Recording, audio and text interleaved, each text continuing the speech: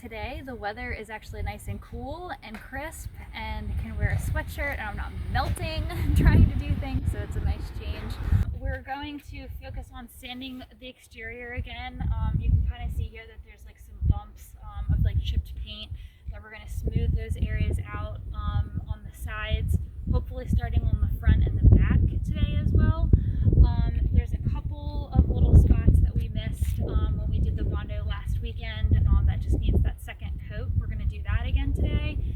And I think I would also like to start on working the other side of the barn door, because it looks so sad right now driving behind it with one side primed in gray and the other side in black. So let's even it out, get that side nice and smooth. And those are the goals for this weekend. Also, we are repacking the brake bearings and getting that all lubricated up as much as we can. It was some advice that we had while getting the state inspection, which now finally passed. Hooray! We fixed the breakaway battery and it's now working and we're good to go, so I can't wait to get the titles. I have my appointment on Wednesday, so we're getting there.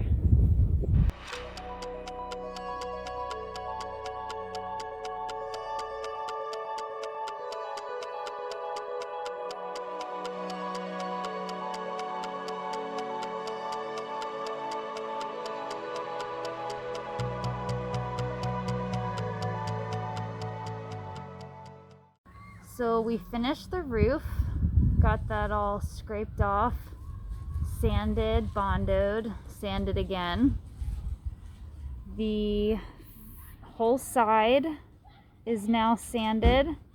Looks like it has chicken pox, but it's marked all the spots that need to have rebondo. Didn't get to the front completely this weekend, but started a little bit on this front side. And then this is the second side, all sanded and marked for the tiny little bits of bondo to smooth out.